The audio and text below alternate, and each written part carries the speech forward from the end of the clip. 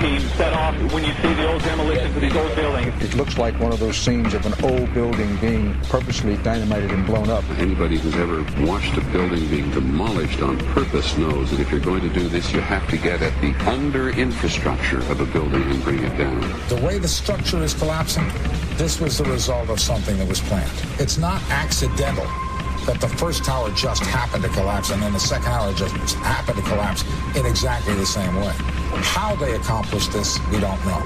The building collapsed to dust. You don't find a desk. You don't find a chair. You don't find a telephone, a computer. The biggest piece of a telephone I found was half of the keypad, and it was about this big. What happened to the concrete? The concrete was pulverized from river to river. There was dust powder 2-3 inches thick. The concrete was just pulverized. Reminiscent of those pictures we've all seen too much on television before, when a building was deliberately destroyed by well-placed dynamite to knock it down. If they had detonated, they were planned to take down a building. I heard a second explosion. There was a heavy-duty explosion. Then there was some secondary explosions and then the subsequent collapses. The explosion blew and it knocked everybody over. To me, it sounded like an explosion. It sounded like gunfire. Bang, bang, bang, bang, bang. And then all of a sudden, 3 big explosions. We heard a big explosion coming down. And then the entire top of the building just blew up. We saw some kind of explosion. By the force of the explosions. Big explosion. Blew us back into the 8th floor. Then we get to the lobby. This is a big explosion. The lobby looked as though a bomb had exploded there. A huge explosion now raining debris. It's been a huge explosion. Huge explosion that we all heard and felt. We just witnessed some kind of follow-up explosion. We heard a very loud blast explosion. The secondary explosion at Tower 1 camp. That is another bomb going off. He thinks that there were actually devices that were planted in the building. Planted in the building.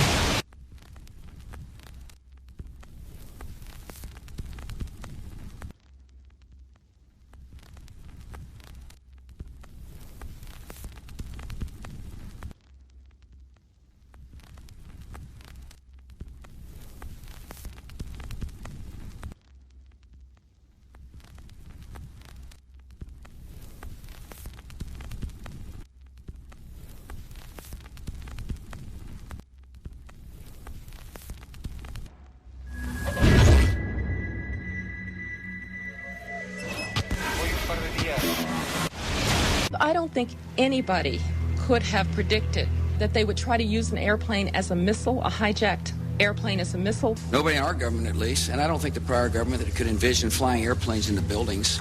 No specific threat involving really a domestic operation or involving what happened, obviously, the city's airliner and so forth. There were no warning signs that I'm aware of. USA Today reports that in the 2 years before the attacks on September the 11th, NORAD conducted exercises using hijacked airliners as weapons.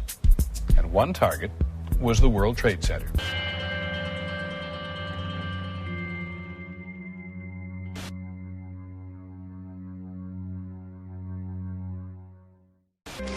In confidential documents from the Philippines obtained by CNN, the plan was clear. He will board any American commercial aircraft, control its cockpit, and dive it at the CIA headquarters. Other buildings targeted the Pentagon and the World Trade Center. Security in counterterrorism was blinking red, in the words of George Tenet, that the warnings of an imminent attack were so severe that something dramatic should have been done. It was unparalleled. Instead, our president went on a month-long vacation.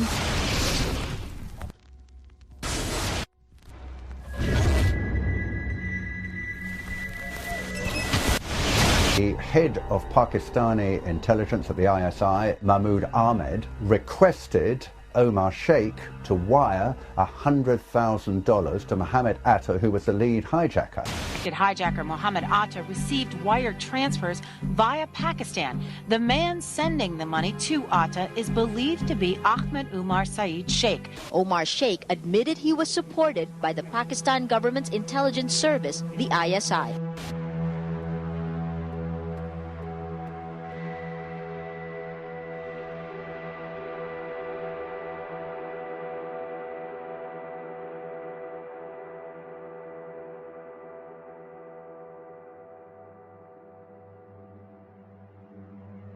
although we are told that 4 or 5 of the alleged hijackers were on each of the flights. If so, their names should have been on the flight manifests. But the flight manifests that have been released contain neither the names of the alleged hijackers nor any Arab names whatsoever. We know that the men who were supposedly the hijackers had their houses, cars, credit cards paid for by the U.S. government. They were, in truth, agents. Evidence was also apparently planted. The passport of one of the hijackers on Flight 11 was allegedly found in the rubble. Goes through the fireball, through the side of the plane, and comes down the ground unscathed. But something happened.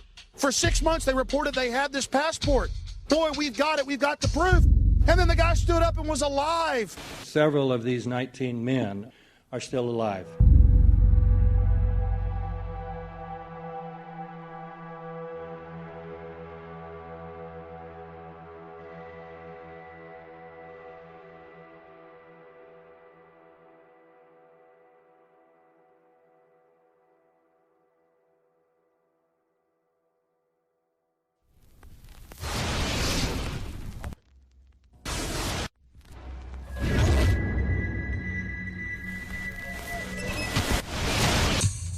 Of course we're after Saddam Hussein, bin Laden. He's January 2001, the Bush administration orders the FBI and intelligence agencies to back off investigations involving the bin Laden family, including 2 of Osama bin Laden's relatives, who were living, guess where, in Falls Church, Virginia, right next to CIA headquarters. When he was already America's most wanted criminal, he reportedly spent 2 weeks in the American hospital in Dubai, was treated by an American doctor, and visited by the local CIA agent. We have not seen one piece of evidence that links Osama bin Laden directly to the planning stages of September 11th. This failure to provide proof was later said to be unnecessary because bin Laden, in a video allegedly found in Afghanistan, admitted responsibility for the attacks. This confession is now widely cited as proof. But the man in this video has darker skin, fuller cheeks, and a broader nose than the Osama bin Laden of all other videos.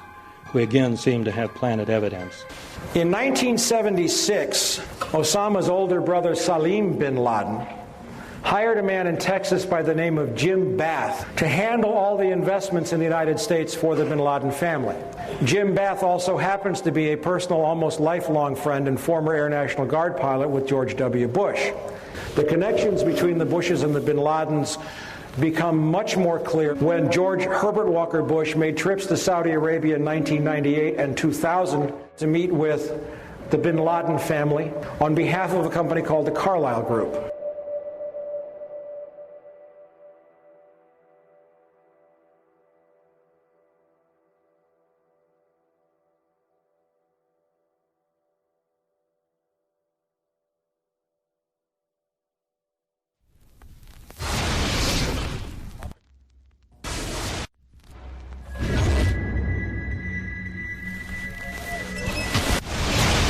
How could anyone fly a 60-ton, 125-foot wide, 44-foot tall plane through this obstacle course? The aircraft, before striking the Pentagon, reportedly executed a 270-degree downward spiral, and yet Hani Hanjour was known as a terrible pilot who could not safely fly even a small plane.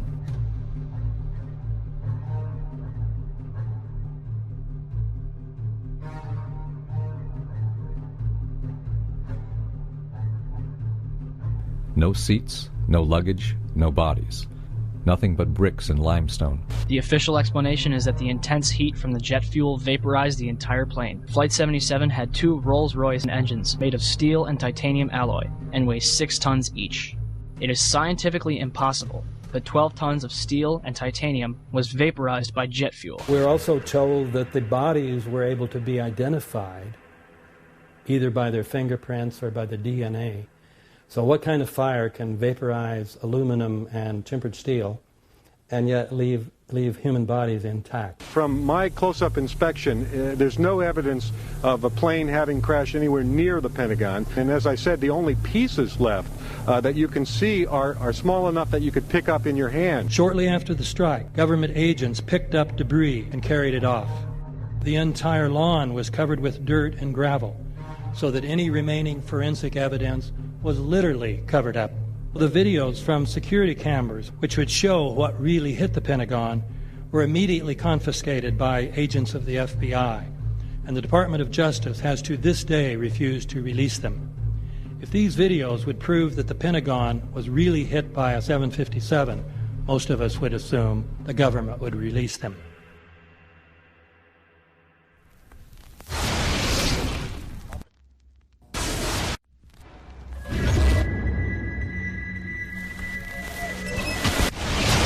It looks like there's nothing there except for a hole in the ground. Basically, that's right. The only thing you could see from where we were was a big gouge in the earth and some broken trees. We could see some people walking around in the area, but from where we could see, there wasn't much left. Any large pieces of debris at all? No, there was nothing that you could distinguish that a plane had crashed there.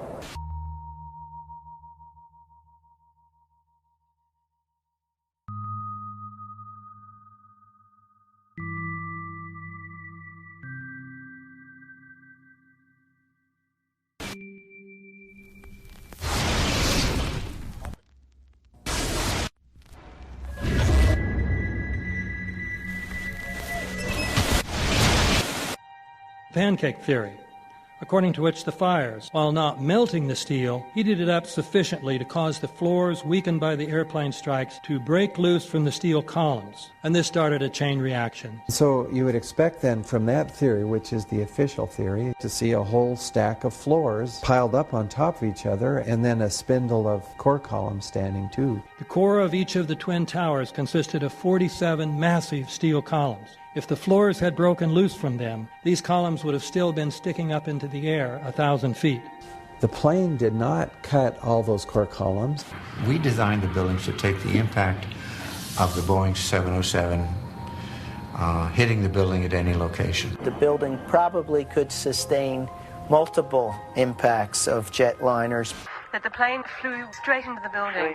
Through him, right. Yeah. So you're saying that the building was actually designed to cope with a hole like that and still survive? Yeah, it was.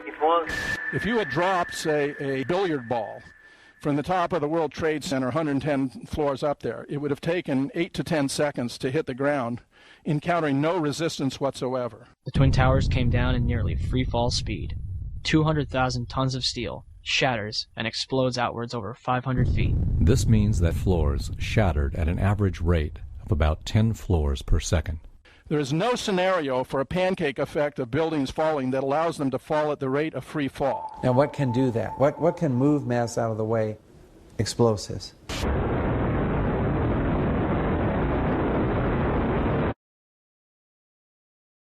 "47 huge steel columns going up the core. They're interconnected.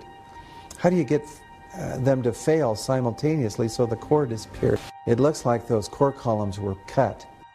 The way we do this is by cutting the beam at an angle.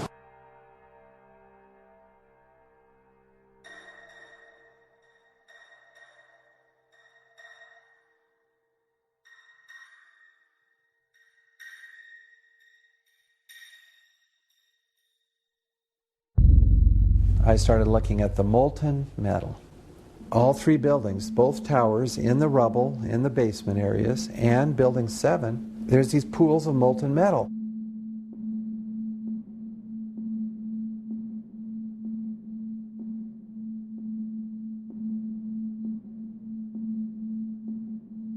You'd get down below and you'd see molten steel running down the channel rails, like you're in a foundry. Like lava. The molten steel was found 3, 4, and 5 weeks later, when the rubble was being removed. He said that molten steel was also found underneath World Trade Center 7. So I'm looking through the official reports. What do they say about the molten metal? They say nothing. Now, wait a minute. This is important evidence. So where'd that come from? Thermite is so hot that it'll just cut through steel, through structural steel, for example, like a knife through butter. The products are molten iron and aluminum oxide, which goes off primarily as a dust. You know those enormous dust clouds? You can imagine when you assemble these chemicals on a large scale.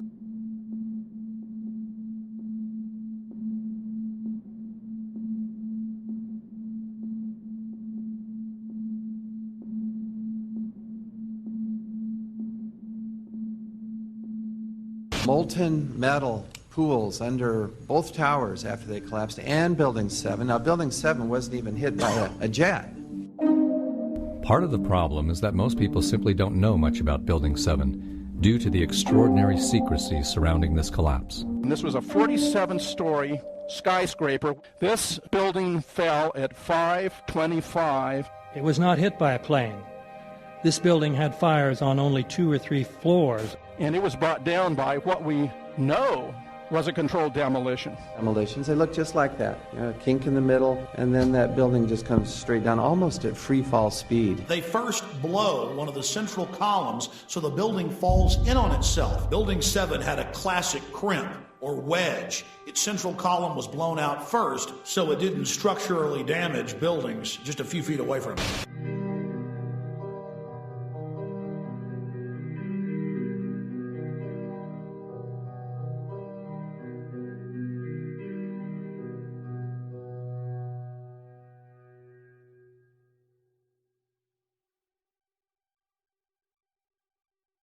Our office was on the B1 level. As I was talking to a supervisor at 8:46, and all of a sudden we hear, boom! An explosion so hard that pushed us upwards. And it came from the basement between the B2 level and the B3 level. And when I went to verbalize, we hear, boom! The impact of the plane on the top. As I'm walking by the main freight corridor building in the corridor, that's when I got blown.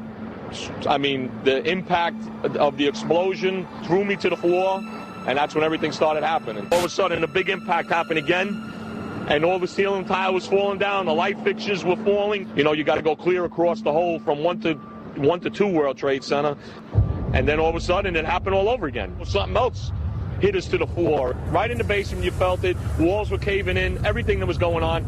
I mean, I know of people that got killed in the basement. I know of people that got broken legs in the basement. People that got reconstructive surgery because the walls hit them in the face.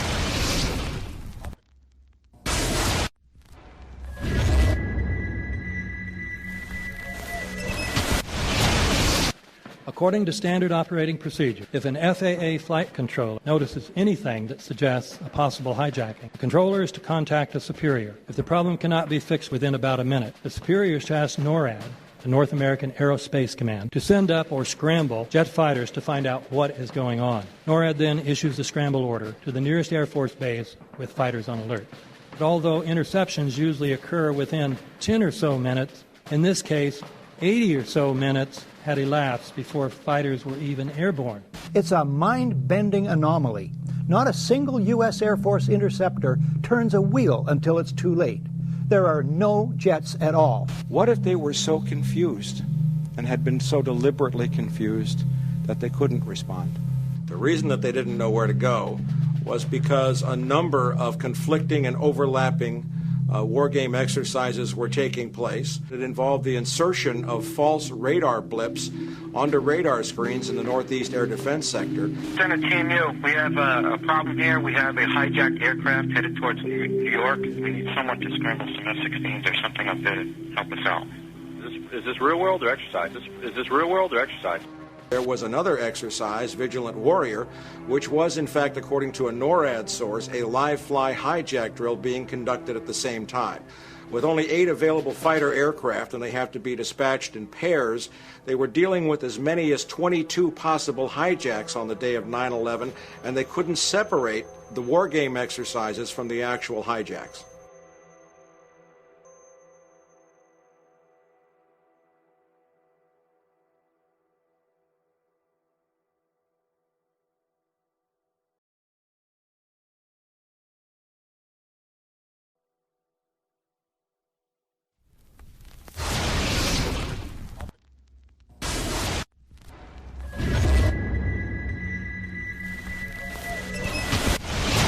Page 172. The U.S. government has not been able to determine the origin of the money used for the 9/11 attacks. Ultimately, the question is of little practical significance. The American authorities have not managed to trace the source of the funding. And then the most amazingly disingenuous statement, ultimately is it of little consequence. It is of massive consequence. Doesn't it matter who paid for 9/11? The collapse of Building 7 has been recognized as especially difficult to explain. The 9/11 Commission report implicitly admitted that it could not explain the collapse of this building by not even mentioning it. President, why are you and the Vice President insisting on appearing together before the 9/11 Commission? Because the 9/11 Commission wants to ask us questions. That's why we're meeting, and I look forward to meeting with them and answering their questions. Why you're appearing together rather than separately, which was their request? Because it's a good chance for both of us to answer questions that the 9/11 Commission is looking forward to asking us, and I'm looking forward to answering them. Let's see. Do you think they should be able to stand up and speak their own words? They should go under oath. They should be, yeah. In public.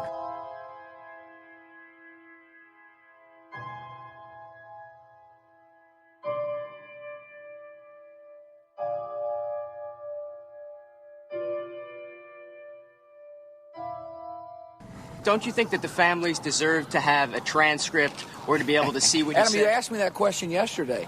I got the same answer, yeah. The final report was a unanimous report. That means that if there was a single commissioner who had any objection about anything, that fact would be dropped from the report. We have found out that he not only served on the transition team of the Bush administration, that he was a person who wrote a draft memo for the setup of the Bush administration's National Security Council, that he was an individual who wrote the preemptive war strategy that was eventually used for the war in Iraq, that he is a close friend of Condoleezza Rice's. We want him to resign. There is literally nothing in the 9/11 report that the Bush administration did not approve of. We can understand, therefore, why the Commission, under Zelikow's leadership, would have ignored all the evidence that would point to the truth, that 9/11 was a false flag operation intended to authorize the doctrines and funds needed for a new level of imperial mobilization.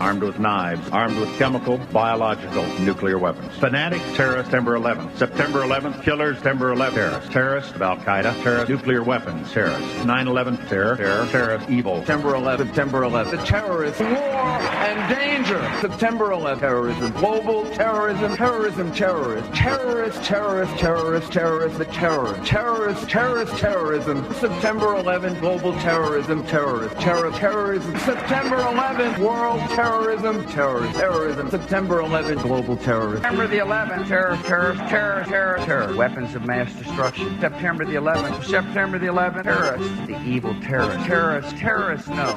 Terrorism. The words are hypnotically repeated. Terrorism, terrorist, terrorist threat, and of course, believed to be linked to Al-Qaeda. But it's the so-called war on terrorism that's in our faces practically 24/7 as the inescapable focus of our existence. One day, our grandchildren will look back on this time and ask, how was the war on terror won?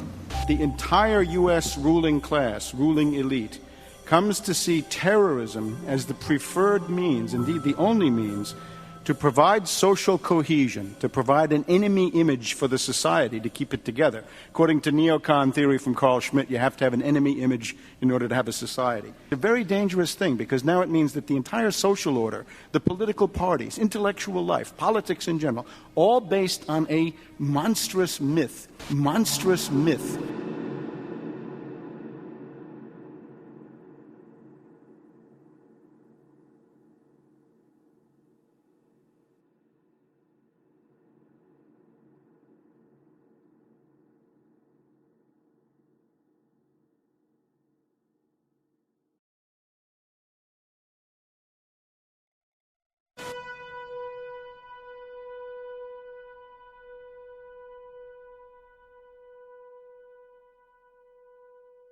Look, the CIA has done in this country, what they've done to us is unbelievable.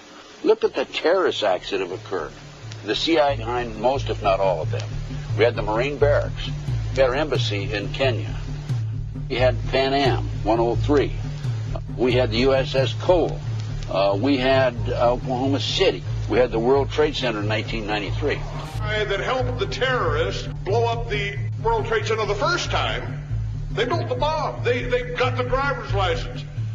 The informant, the FBI informant, a fellow named Salam, a 43-year-old former Egyptian army officer, he was given the assignment to put the bomb together. And he went to his supervisor, his FBI supervisor, and said, we're going to put a dummy bomb in here, right? And the FBI supervisor said, no, we're going to put a real bomb.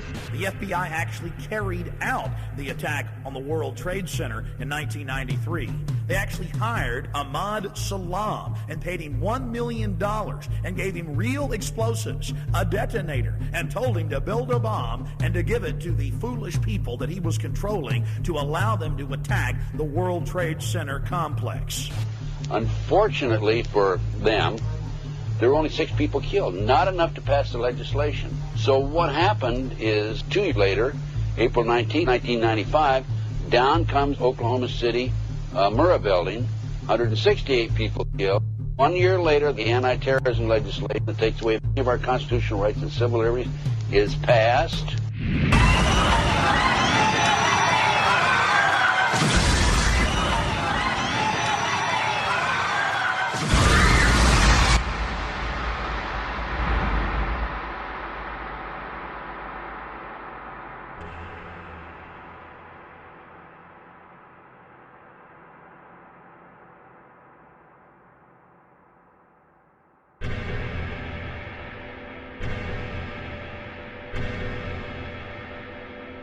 Because at 9:30 this morning, we were actually running an exercise for over a company of 1,000 people in London, based on simultaneous bombs going off precisely at the railway stations that happened this morning.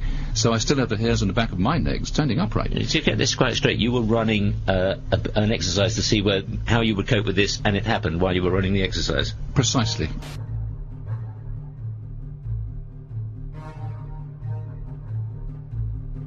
Supposed to believe is some kind of coincidence, there was also an anti-terrorist drill going on 7/7. And again, just like 9/11, they were talking about attacks on the same targets, the same kind of tube stations, and exactly the same time as the actual attack happened, providing some kind of cover for what must be operations orchestrated in some way by the state.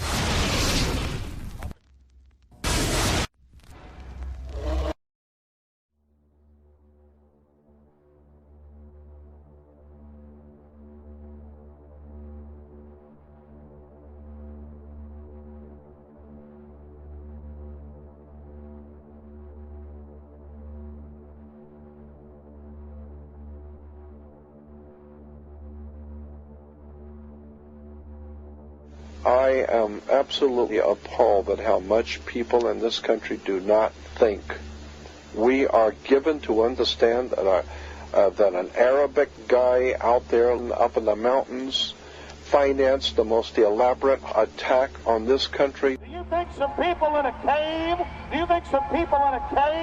were able to have NORAD stand down? Do you think that people in a cave were able to have all of this happen? And when I think about how many Americans were killed in New York City, and believing as I do that this thing was a setup job, this is a textbook operation that Nazis used, and they've used it over and over again. America has been suckered in one more time. I don't have to tell you things are bad. Everybody knows things are bad. The dollar buys a nickel's worth. Banks are going bust. Shopkeepers keep a gun under the counter. Punks are running wild in the street. There's nobody anywhere who seems to know what to do, and there's no end to it. We know the air is unfit to breathe, and our food is unfit to eat. We sit watching our TVs while some local newscaster tells us that today we had 15 homicides and 63 violent crimes, as if that's the way it's supposed to be. We know things are bad, worse than bad. They're crazy. It's like everything everywhere is going crazy, so we don't go out anymore. We sit in the house, and slowly the world we're living in is getting smaller, and all we say is, please, at least leave us alone in our living rooms. Let me have my toaster and my TV and my steel-belted radios, and I won't say anything. Just leave us alone. Well, I'm not going to leave you alone. I want you to get mad. I don't want you to protest. I don't want you to riot. I don't want you to write to your congressmen because I wouldn't know what to tell you to write. I don't know what to do about the depression and the inflation and the Russians and the crime in the street. All I know is that first, you've got to get mad. You've got to say, I'm a human being. God damn it. My life has value.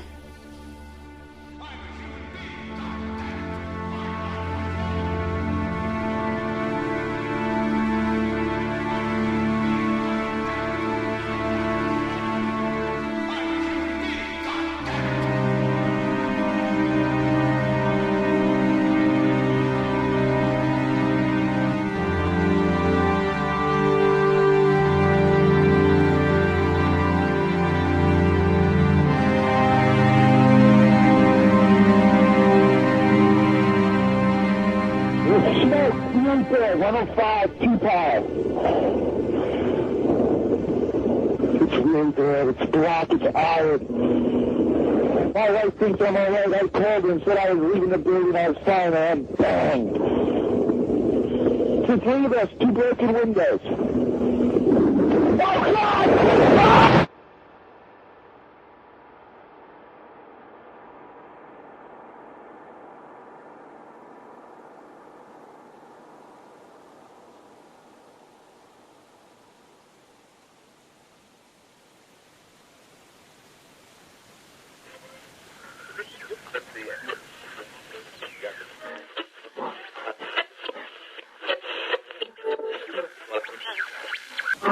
When hostilities commenced in Europe in 1939, it was realized that the American people had no intention of entering the war.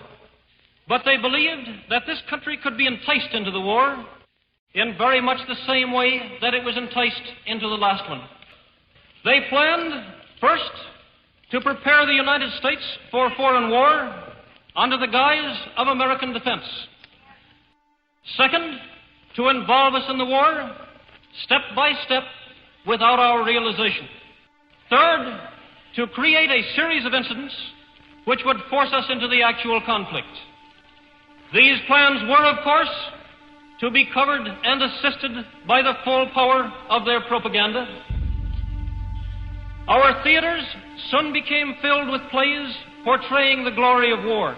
Newsreels lost all semblance of objectivity, and they have used the war to justify the restriction of congressional power and the assumption of dictatorial procedures on the part of the President and his appointees.